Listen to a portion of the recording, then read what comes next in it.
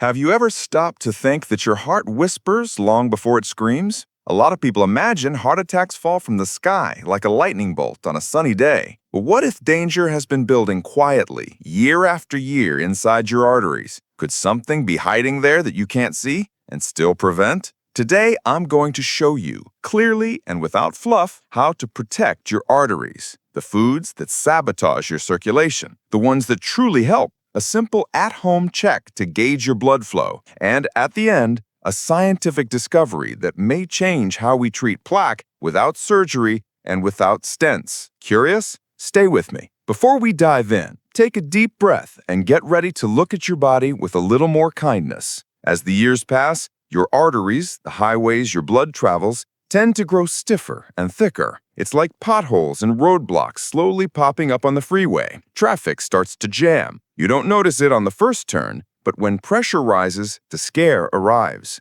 Atherosclerosis isn't a magic trick. It's slow, sneaky, and cumulative. It can start early, grow in silence, and by the time you notice, it's already making choices for you. Unusual fatigue, chest tightness, leg pain when you walk, blood pressure that won't behave, and in extreme cases, a collapse. Here's a detail almost nobody tells you. The smaller plaques, the ones that don't look so intimidating, can be the most treacherous. How? Picture a thin cap covering an irritating mix underneath. Stress, poor sleep, and body-wide inflammation can weaken that cap. If it breaks, that mix spills into the bloodstream and becomes a spark for a clot. Your platelets rush in to patch the hole, and in the process, they can plug the entire lane. The result may be a heart attack if it happens in the coronaries, or a stroke if it happens in the brain. That's why people who seem perfectly fine sometimes have outcomes that shock everyone. It isn't bad luck, it's biology plus time. And yes, you can step in earlier. So where do you start?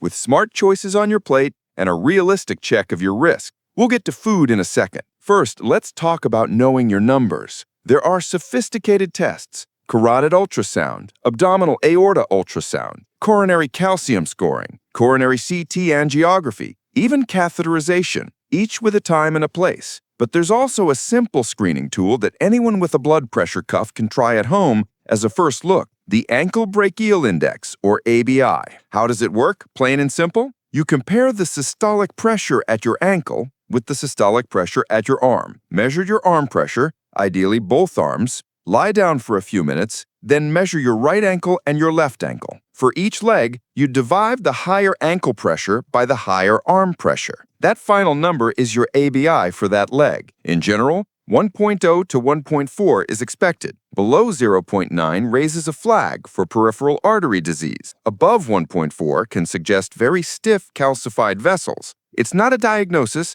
and it doesn't replace medical care or advanced imaging, but it's a useful thermometer. If your result falls outside the usual range, talk to your clinician and go deeper. And please, if you have a history of deep vein thrombosis, skip this at-home test. Why insist on this? Because tracking gives you power to act. When you change habits, walk regularly, quit smoking, organize your sleep, tame blood pressure and blood sugar, these numbers can improve. Seeing progress on paper is a huge motivator. It's like watching your arteries say thank you day after day. Let me share the story of Marcos, a fictitious name. He was 57, upbeat, a recreational runner, and his annual checkups always came back normal. He was sure he was crushing it, but his family history was complicated. A brother, also athletic, had died young from heart disease. That flipped a yellow light, so we looked beyond the basics and ordered a more detailed imaging study. What showed up? Significant plaque in his coronary arteries. In that moment, the floor drops out. How is this possible if I'm doing everything right? The answer is that lifestyle helps a lot, but it doesn't erase family history, high blood pressure,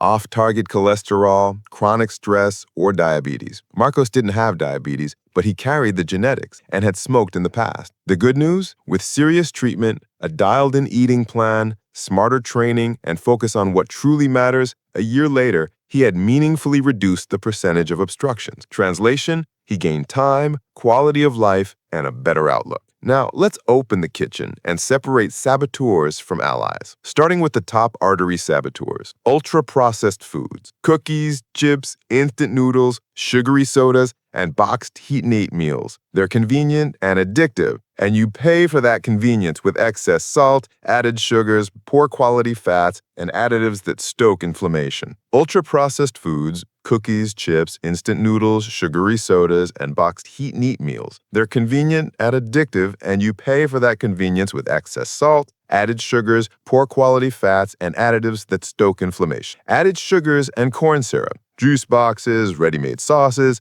and those fit bars that look innocent. They drive insulin resistance, pack fat around the waist, and keep inflammation simmering. Trans fats, still found in some industrial treats, fast food items, and products made with partially hydrogenated oils, were still used. They lower HDL, good cholesterol, raise LDL, bad cholesterol, and irritate the artery lining all at once. Excess saturated fat and processed meats, hot dogs, sausages, deli meats, bacon. Beyond fat and sodium, preservatives add to the vascular strain. Barbecue? It can have a place, occasionally, with lean cuts. Just don't turn it into a lifestyle. Highly refined carbs, white bread, white rice, and big plates of refined pasta. They aren't evil in context, but when they dominate the plate, they spike insulin and feed the inflammation cycle. Deep-fried food. We all know this one. Superheated oil becomes a factory for compounds your body doesn't want to process every day. Who plays on your team? Here are 10 rock-solid allies. Legumes, beans, lentils, chickpeas, fiber to steady cholesterol and glucose, plus plant protein that keeps you full. Oats, rich in beta-glucan, a soluble fiber that helps reduce LDL and supports appetite control. Beets, loaded with nitrates. Your body turns into nitric oxide, a messenger that relaxes vessels and improves flow.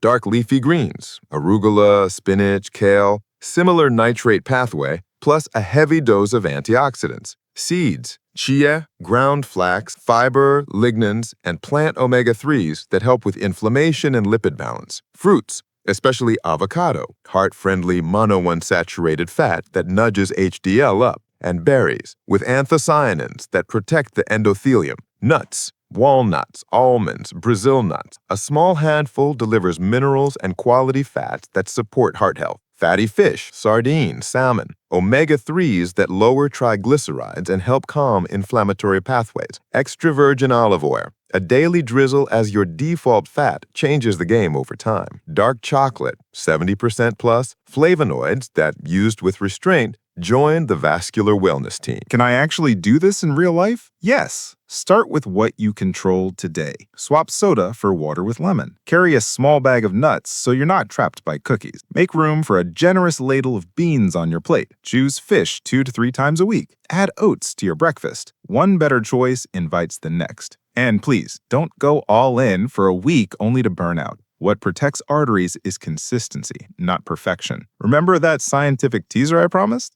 Researchers are exploring a way to reactivate atherosclerosis, the body's natural cleanup of dead cells and debris inside plaques. In animal models of atherosclerosis, nanoparticles designed to wake up this process helps clean plaques from the inside in a targeted way. What could that mean in practice? If this line of research proves safe and effective in humans, medicine could gain another tool to shrink plaque without surgery and without stents. It's not a magic wand, it's not a pipe cleaner for arteries, and it's definitely not a license to ignore healthy habits. It's science trying to turbocharge a cleanup job your body already knows how to do. Promising? Yes. Ready for everyday clinical use? Not yet. That's why your best move is still to own what you can control now. Food quality, daily movement, restorative sleep, stress management, and regular medical care. Let's recap. Plain and direct. Plaques can start early and grow silently. Small plaques can be unstable and dangerous. You can keep an eye on the terrain with clinician-ordered tests and, as a first screening, the at-home API. Food can act like medicine or like poison. It depends on what dominates your plate. And there's real hope coming from science, but your daily choices are still the lead actors in this story. If this helps you understand your body better, like this video, subscribe to Saluda Prohibida, and turn on notifications. Tell me in the comments, has anyone in your family had a heart attack or a stroke? Have you ever had your arteries checked? Where are you watching from? I read everything, and your experience can help someone else in this community. Take good care of your arteries. Small choices, repeated day after day, become big victories. I'll see you in the next video. And while you're here, share this one with someone you want to see well. Health doesn't need to be a mystery. Health can and should be a decision. Welcome to Forbidden Health.